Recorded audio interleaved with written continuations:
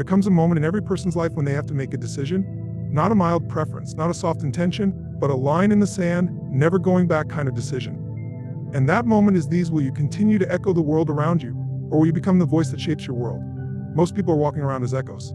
They repeat what society told them. They copy what their parents believed. They mimic what teachers, friends, and social media train them to think. They echo the limitations, the fears, the doubts that have been passed down for generations. They say, I'm just not good at that. Or, people like me don't do those things. Or, I've never been lucky. Those aren't your words. Those are echoes of the environment you were conditioned by. But the truth is, you were never meant to live life as a mirror of other people's doubts. You were never meant to inherit a script. You were meant to write one. You were never meant to whisper someone else's truth. You were born to shout your own. You are not here to be an echoist. Being the voice means speaking with authority before you have permission. It means giving yourself the validation you used to beg others for. It means recognizing that your identity isn't inherited, it's chosen at only the world conformity. You owe yourself the courage to speak what's true. Even if your voice shakes, even if your legs tremble, even if no one claps. Most people wait for approval before they speak up. They wait for the moment when they'll feel ready. But readiness is a myth. Confidence is not something you wait for. It's something you create. The voice doesn't get louder the longer you stay silent. When only use it when you decide to stop playing the echo and start owning your sound. Think about it. Every great leader, inner world changer, was once told to sit down and be quiet. They were once criticized, rejected, misunderstood. They didn't silence themselves just because the room was uncomfortable. They stood in the storm and kept speaking. That's what it means to be the voice. You stop waiting for the world to get quiet, and instead you get louder than the noise around you. And it's not just about speaking in front of people. It's about what you say to yourself. That inner voice, that constant, unrelenting commentary in your head, is either echoing the fears of the past or creating the vision of your future. Every time you say, I can't, I don't know how, or it's too late, you're echoing something that was never truly yours to begin with. But when you say, this is who I am now, or I lead my life, you shift from echo to voice. This shift is not abstract, it's physiological. When you embody the voice, your posture changes, your breathing changes, your eyes change. There's a difference between someone walking through life hunched over, hoping not to be noticed, and someone who walks into the room owning the space before they say a word. That's not arrogance. That's alignment. That's what happens when you stop echoing the world and start commanding it. Being the voice means you don't follow momentum. You create it. You don't wait for the trend. You set it. You don't copy others' passion. You become so on fire that others catch heat just by being near you. People will say, what happened to you? And your answer isn't a list of things that changed. It's you. You changed. You turned the volume up on who you really are and turned down the noise of who the world wanted you to be. The most powerful breakthroughs don't come when things are easy. They come when you finally get sick of being an echo, when you get disgusted by your own excuses, when you realize that playing small isn't humility. It's dishonesty. You weren't born for average. You weren't built for mediocrity. You weren't designed to be background noise in someone else's story. There's a force inside you that's been whispering all along, a voice that says you're meant for more, that you have more in you, that you're not done yet. That voice doesn't need permission. It needs a decision. The decision to stop repeating we're told and start declaring what you believe. The decision to stop matching the energy of the room and start leading it. You are the voice. You are the one who breaks generational patterns, who breaks self-imposed ceilings, talks differently, thinks differently. You are the one who speaks a new reality into existence and refuses to apologize for being powerful. Not just for you, but for everyone watching. Because when you become the voice, you give others permission to do the same. Your voice isn't just about sound. It's about power. The power to speak with clarity, act with certainty, and live with intensity. The power to rise even when your past says you should stay down. The power to reprogram your mind, reclaim your soul, and rewrite your future. The power to be undeniable. The power to stand up, speak out, and become the person you were always meant to be. People spend years trying to change. They go from program, book to book, seminar to seminar, looking for that one missing piece. They collect information like trophies but never pull the trigger. Why? They've bought into one of the biggest lies that change takes time. That it's this long, drawn-out, complicated process. But that's not how transformation works. That's not how your life really changes. The truth, change doesn't take time. A single moment. A decision backed by absolute resolve. You don't change when you feel ready.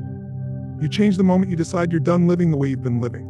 You change that a moment you hit the emotional threshold, the moment when pain meets purpose, when frustration collides with a vision of something greater. That's the moment that flips the switch. That's when the real shift happens. Not incrementally, not over years, but in one powerful, undeniable, non-negotiable decision. Think about it. The moment a person says, I'm never going back to that relationship again, that's the moment their life shifts. The moment someone says, I am not this anymore, That's the moment the healing begins. The moment someone screams from within, "I deserve more than this," and means that everything changes, not later, not someday, right then. We confuse the preparation for change with the moment of change. Yes, we suffer. Yes, we build up years of pain and hesitation and fear. But none of that is the change itself. That's the pressure building up behind the dam. The instant the flood breaks loose. The decision point. The moment you draw the line and say, "Enough." But people think they need more time, but what they really need is more emotion. Because emotion is the catalyst. Logic rarely transforms lives. You didn't fall in love with logic. You didn't overcome heartbreak with spreadsheets. You didn't rise up from your lowest moment because someone presented you with a rational argument. You changed because you felt so intensely that the pain the same became greater than the fear of change. Pain is the ultimate leverage. Most people avoid pain, but the truth is, pain is a gift when you use it. Pain forces you to move. When used properly, pain isn't a prison. It's a portal. It's the doorway to reinvention. And if you're feeling that pain now, the frustration, the anxiety, the suffocation of knowing you're meant for more, good. That means you're right on the edge of the moment where everything shifts. But you have to decide, not casually, not with one foot still in the old story, not while making room for your excuses. You have to decide like your life depends on it. Because it does, you have to decide with your whole being. When you do, there's no hesitation, no backup plan, no bargaining with your old identity. That version of you has to die. And yes, but it's also liberating. Because the second that old self dies, the real you begins to breathe for the first time. This is the secret. The moment of change is always available. Right now, in this breath, in this heartbeat. But most people don't access it because to the illusion that it's not the right time. They think they need more clarity, more support, more money, more approval. But those are all just delays. All distractions. The only excuse dressed up thing you need is decision. Ruthless, relentless, unshakable decision. And once that decision is made, the identity follows. Because when you change your identity, not just your behavior, but who you believe you are, everything else begins to align. You don't try to act differently. You don't force new habits.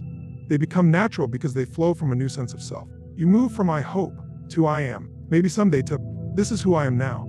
The beautiful part is, this moment of change can't be taken from you.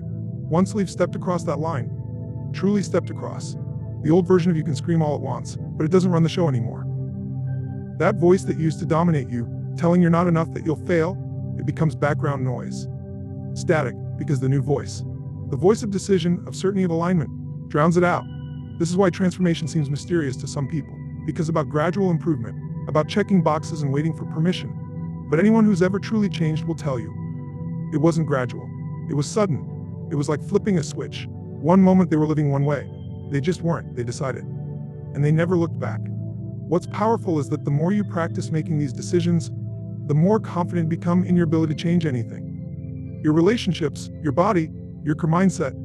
Nothing is off limits when you stop postponing and start owning the moment. You realize that you don't have to be a prisoner to your past, because the past has no power except the power you give it. You realize that no matter how long you've been stuck, it's just a state. And states shift in a heartbeat. People walk through life like they're sleepwalking, dragging their feet, slouched over, breathing shallow, eyes glazed. They wonder, they feel stuck, anxious, unmotivated. They ask, why don't I feel alive? But they never stop to realize that they feel is being directly controlled by how they move. Emotion isn't something that randomly shows up. It's a pattern. And the fast way to change how you feel is to change what your body is doing in this exact moment. Emotion is created by motion. That means the second you shift your physical body, the way you breathe, the way you move, you shift your emotional state. It's not a theory. It's not positive thinking. It's biology. Your nervous system is hardwired to respond to motion. That's why when you jump, scream, or dance like a maniac, it's almost impossible to stay depressed. You can try to frown while pumping your fists in the air, but your body overrides your mind. The physiology rewires the psychology. Most people are trying to change their life from the neck up. They're trapped in their heads, trying to think their way into a better state. But the mind follows the body. You don't get confident by thinking confident thoughts. You get confident by moving like a confident person, and try and powerful by analyze your way out of fear. You become powerful when you stand tall, breathe deep, take up space, and move with absolute certainty, even when every fiber of your old identity is screaming for you to shrink. The problem is that we've been trained out of our own energy. We've been conditioned to sit still, be polite, lower our voices, shrink ourselves. We've been domesticated, emotionally and physically. But if you want to access your power, your hunger, you're certain you've got to break that pattern. You've got to physically disrupt the old programming. That means using your body like the weapon it is. That means waking up your nervous system every day like your life depends on it. Because it does. It's not about pretending to feel good. It's about using your emotion to command your state. You see someone bouncing with energy, shoulders back, chest up, speaking with passion, and you say, wow, they're motivated. No, they're not moving in a way that creates motivation. They're not waiting to feel good to move. They're moving in a way that makes them feel unstoppable. That's the distinction. They're not responding to their emotions. They're generating them. The fastest way out of fear is movement. The fastest way out of sadness is movement. The fastest way out of self-doubt is movement. But it has to be intentional. You can't drag your feet and expect to feel fired up. You can't breathe like you're half alive and expect to feel like a leader. You've got to command the change through your body. You've got to use force. Use breath. Use volume. Use speed. Get in your body and your brain will follow. Ever what at your highest moment just thinking moving differently? You were moving alive. Alert. Awake. You felt 10 feet tall. That wasn't random. That was you in a peak state, fully aligned, fully expressed. You don't need a miracle or perfect circumstances to feel that again. You just need to get back in your body and create it on demand. That's what real control is. Not controlling the world around you. Controlling your state, regardless of what's happening outside of you. You want to feel joy. Move like someone who's great strong. Move like someone who refuses to be broken. You want to feel love. Open your chest, breathe into your heart, and rate that motion in your body. Stop waiting for the world to give you permission. Your emotions are not external. They are not passive. They are activated. This is why energy is everything. And energy is a choice. You can room and suck the life out of it, or you can walk into that same room and electrify with your presence, without saying a word. That's posture. That's state. And when you master your state, you become the thermostat. You set the tone. You don't reflect the environment, you transform it. People say, I'm not a morning person. No, you're just not using your motion to shift your state. You wake up and roll out of bed like a zombie. And then wonder why you feel numb. But if you woke your body up, took deep, powerful breaths, blasted your physiology with movement and purpose, you'd feel like a completely different human being. Because you would be. Motion creates emotion, and emotion shapes a motivation. This is mechanics. This is the wiring of the human machine. The way you move is the way you live. You want to live with passion, with drive, with certainty. Then you better be like someone who already has those things. Because the body doesn't wait for the mind to catch up. It leads. And if you lead your body with purpose, your mind will follow with clarity, your heart will follow with courage, and your results will follow with force. Your life right now is a direct reflection of your standards. Not your goals. Not your intentions. Your standards. What you accept, what you tolerate, what you settle for. That's what builds the structure of your life. People say they want a better body, a thriving business, an extraordinary relationship. But what they're actually living is what they've settled for.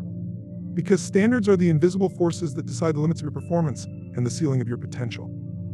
Look at any area of your life that isn't where you want it to be, and you'll find a standard that's too low. You're not overweight because you don't know what to do. You're overweight because your standard allows inconsistency. You're not broke because you're incapable.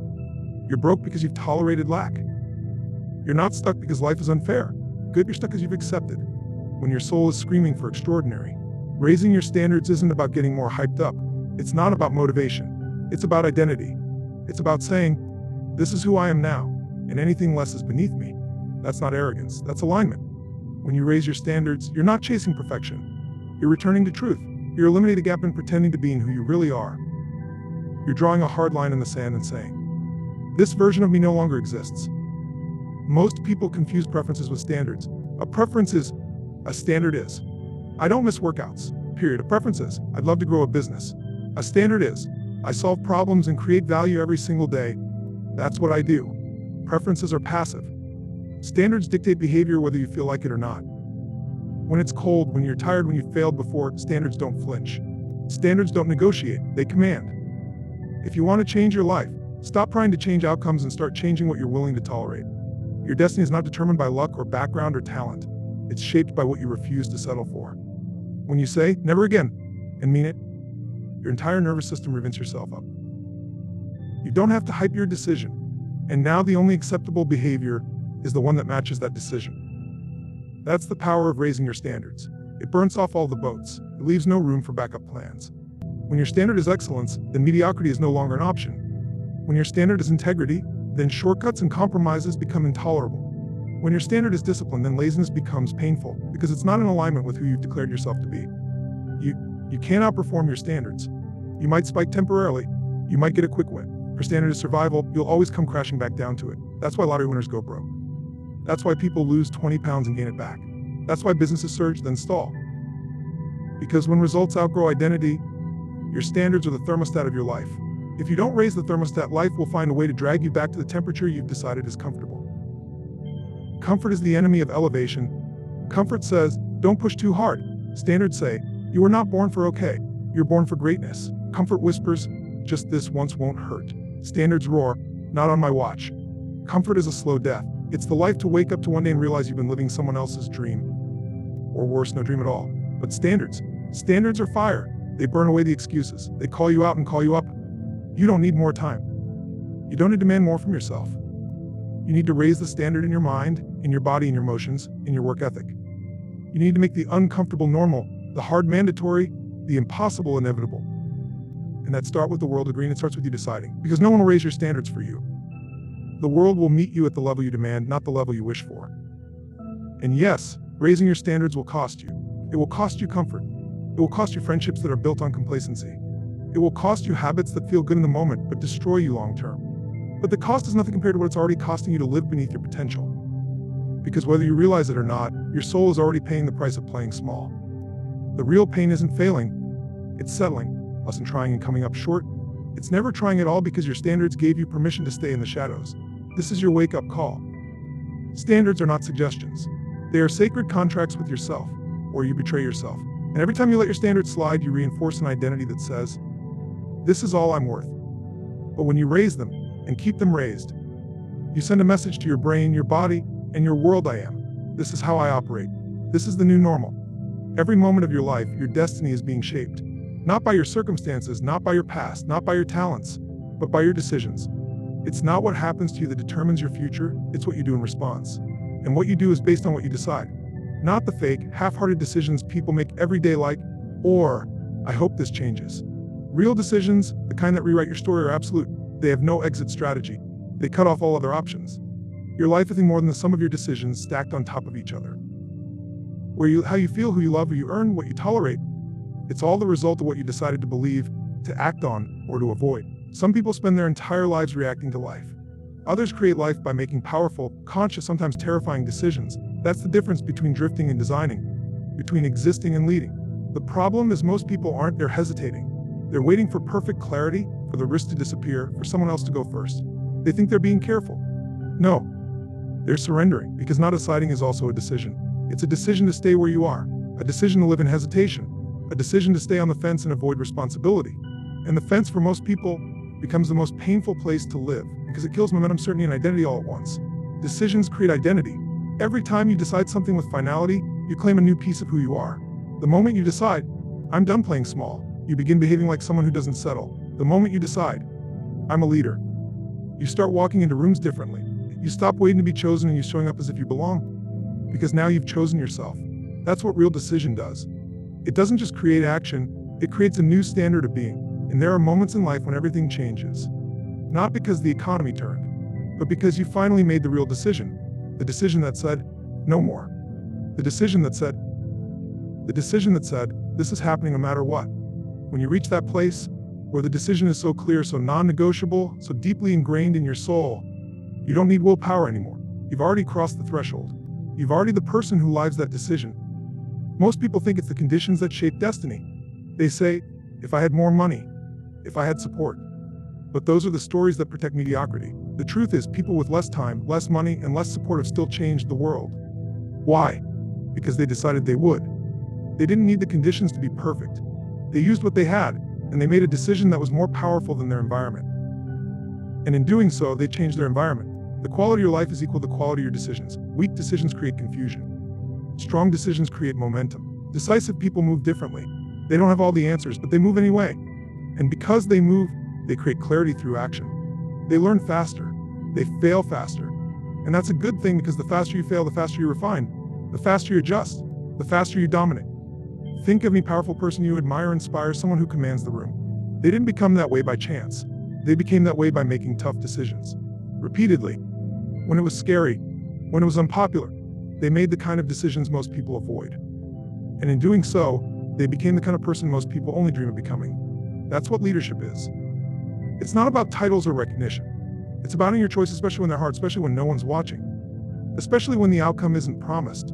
Because your destiny isn't shaped in the spotlight. It's shaped in the dark, in the quiet moments, when the moment gives you every excuse to back down and you still decide to rise. That's when your destiny is being carved.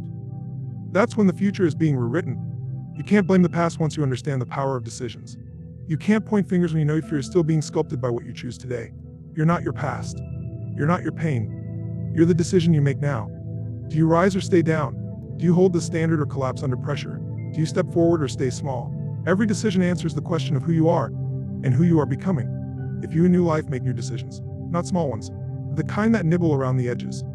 Make the decisions that disrupt your comfort, the ones that scare you, the ones that feel like a point of no return, because that's exactly what you need, not another delay. You need the decision that feels like fire in your chest, the decision that burns the old version of you down, so something stronger, bolder, more real can rise from the ashes. There's a lie most people believe that's costing them their future. It's the belief that the story of their life is who they are, that the past defines the present, that what happened to them is now part of them. But the truth is this: your story is a script you've been rehearsing. It's a pattern. It's been shaped by what you've felt repeatedly, and what you felt was built on the state you were in when you made meaning of your experiences. That means you can change your state, you can rewrite your story, and if you rewrite your story, you read your entire life. Your state is your emotional home. It's the combination of your physiology, your focus, and your language. How you move, and how you speak, and how to externally determine whether you live in fear or power, frustration or possibility, anger or drive. And the story you tell yourself in that state either imprisons you or sets you free. People live on autopilot. They reinforce old stories because they keep revisiting the same low energy states over and over again. Same posture, same inner voice, same focus, same outcome. Let's say you've lived life in a state of disappointment. You feel like life let you down, that people always walk away, that nothing ever lasts. And because you're in that emotional state, the story you write is one of betrayal, scarcity, and that story starts driving your decisions. What you expect, what you go after, what you tolerate. Now, that story isn't just a narrative. It's your reality. And unless you change the state that created it, you're trapped. But in one shift of energy, everything can start to change. Because state comes first.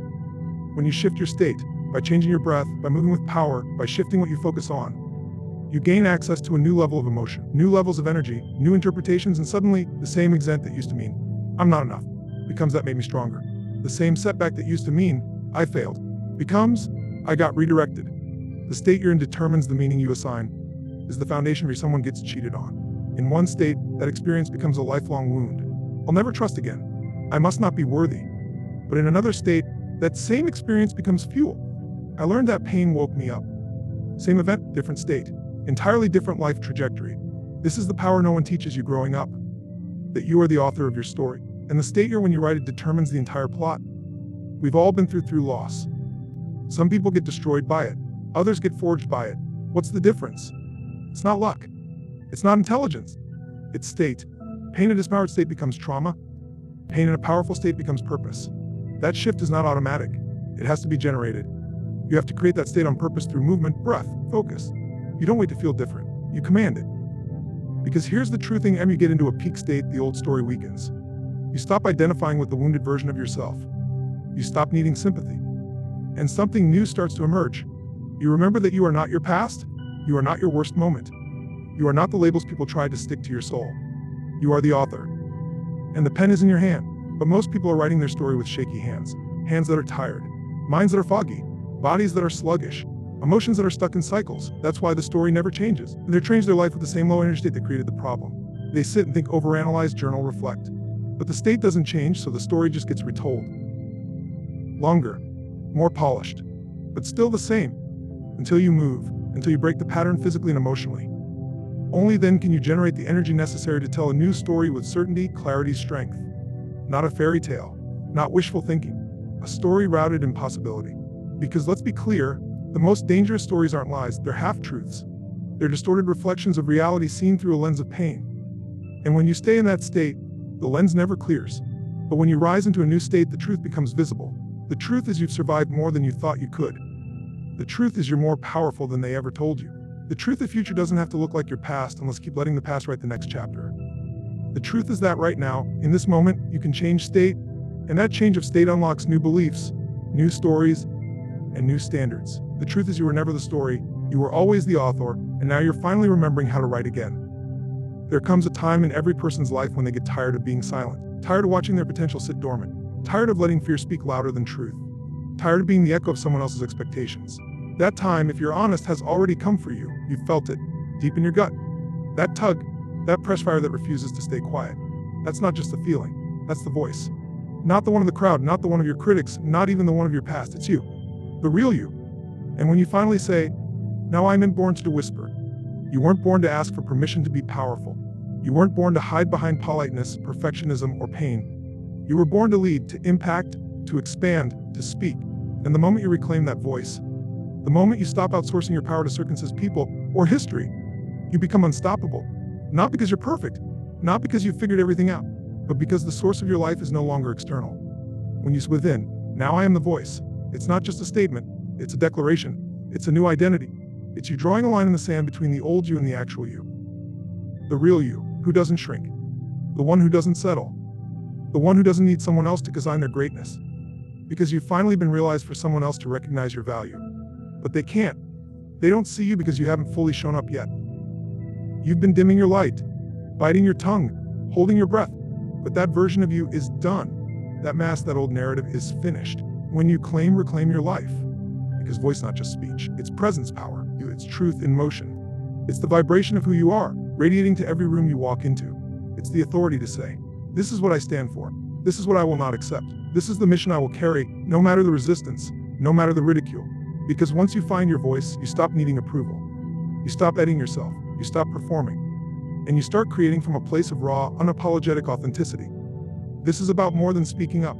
This is about living up, about rising into the identity you were built for before the world told you to tone it down. Every time you held back, every time you played small, every time you swallowed your truth just to keep the peace, you buried a piece of your voice. And over time, those small silences become cages. They don't look like cages though, like being realistic, like not making a scene. But inside you feel it, that weight in your chest, that ache in your gut, that simmer behind your eyes, that's your voice beginning to be set free. The voice is what opens doors, is what says, "Enough." When the world is pushing you to tolerate less than you deserve. But you don't get to fully claim your voice until you stop lying to yourself. "I'm fine." Until you stop pretending you're confused when really you're scared. Until you stop calling it timing when really it's resistance. You want to speak like a lion, but you're living like a mouse. That ends the moment you decide it ends. You don't need more credentials. You don't need more followers. You don't need the perfect background, the right moment, or a round of applause. You need certainty. A kind of certainty doesn't come from evidence. It comes from alignment, from knowing your bones that you were born to be a force, not a follower. That your voice is not a luxury, it's a responsibility. And when you silence it, you're not just small for your world, the breakthroughs that only your voice can trigger. There is someone right now who is waiting for your voice. Not your imitation of someone else. Not your watered down version. Yours. In all its imperfection, its force. There's someone who is living in the dark who will only wake up when they hear you speak. That's the power of a real voice. It's not just self-expression, it's transmission. It carries your truth in a way that cuts through noise, through fear, through doubt, and activates something in others that they didn't know they had. And let's be honest, the reason you've been holding back isn't you don't have something to say. It's because you do, and you know it matters. And the weight of it scares you. The responsibility of it feels too heavy. But let me tell you something, the longer you suppress it, the louder the pressure will grow.